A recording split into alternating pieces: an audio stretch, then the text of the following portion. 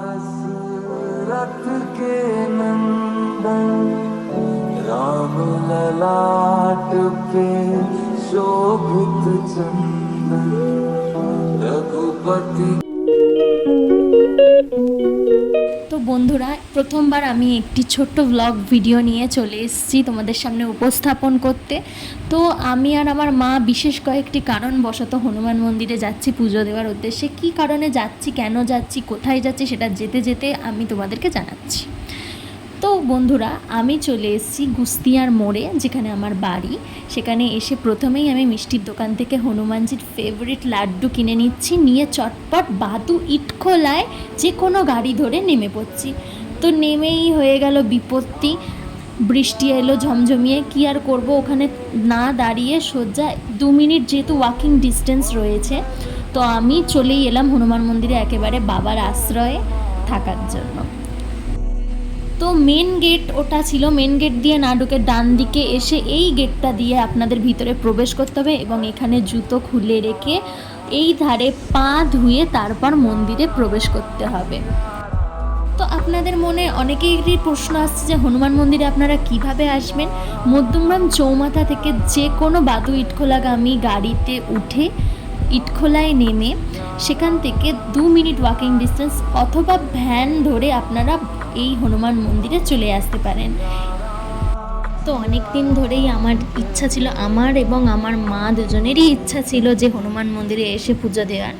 কেননা কদিন আগেই আমার বাবার একটা ছোট্ট অ্যাক্সিডেন্ট হয়, তো বাবার নামেই বিশেষত পুজোটা দিতে আসা এত প্রবলেম যাচ্ছে, যার জন্য তো আমি আর আমার মা চলে আসি এখানে পুজো দিতে। তো প্রথমেই আমি মিষ্টিটা ঠাকুরের সামনে অর্পণ করে একটা সাইডে মা আর আমি বসে পড়ি পুজো দেখার উদ্দেশ্যে। তো পণ্ডিতজি জানালেন কিছুক্ষণের মধ্যেই আরতি শুরু হবে। আরতি শুরু হয়েছে ঠিক 11:40 থেকে 45 নাগাদ। অন্যদিন হয়তো 10-15 মিনিট এদিক সেদিক হয়। তো আপনারা 11:30টার মধ্যে আসলে আশা করছি আপনারা বাবার আরতি দেখতে পাবেন। তো আমি জীবনে প্রথমবার বাবার আরতি দেখছি। এতবার হনুমান মন্দিরে এসেছি কিন্তু এই প্রথমবার বাবার আরতি দেখছি, তাপ নিচ্ছি। আমার অভিজ্ঞতা ছিল খুবই খুবই ভালো। তো চারপাশে বাবার নাম গানের মধ্যে আমার আর আমার মার এতটাই ভালো লাগছিল যে মানে এটা ভাষায় প্রকাশ করা যাবে না। আহুতি দেওয়া হচ্ছিল এখানে রাধা মাধব, রাম, সীতা এবং হনুমানজি তিনজনেরই আলাদা আলাদা কুণ্ড ছিল, সেখানে আহুতি দেওয়া হচ্ছিল। তো এরপর বাবার ভোগের আহুতি দেওয়া হয়ে গেলে বাবার ভোগ গ্রহণের জন্য পর্দা দিয়ে দেওয়া হয়। এরপরে আমি মন্দির পরিক্রমাটা সম্পন্ন করে নিই এবং মন্দিরের বাকি অংশগুলো ঘুরে ঘুরে আপনাদের দেখাতে থাকি। চলুন। তো এখানে বাবা শিবের একটি নতুন লিঙ্গ স্থাপন করা হয়েছে নিত্য পুজোর জন্য।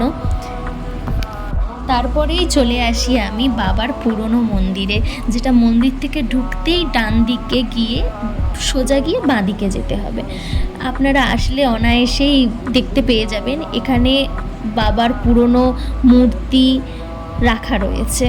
তো চলুন আপনাদেরকে সেটা দেখাই। এখানেও প্রত্যেক দিন নিত্য পুজো হয়। যখন বাবার নতুন মন্দিরে আরতি হচ্ছিল তখন এখানেও এসে ঠাকুরমশাই আরতি করে যাচ্ছিলেন। তো এখানে এটা হচ্ছে বাবার পুরনো মূর্তি, এইভাবে আগে সাজানো থাকতো। এই শাটারটা ছিল না তখন, এখন নতুন দেওয়া হয়েছে। এখানে পুরনো মন্দিরের চারপাশটা এরকম। তো সব শেষে এবার তো চলে আসছে বাড়ি ফেরার সময়, তাই প্রসাদ গ্রহণ করে এবং তাগা বেঁধে বাড়ি ফিরতে প্রস্তুত হচ্ছি, যদিও মন চাইছিল না এখান থেকে আসতে।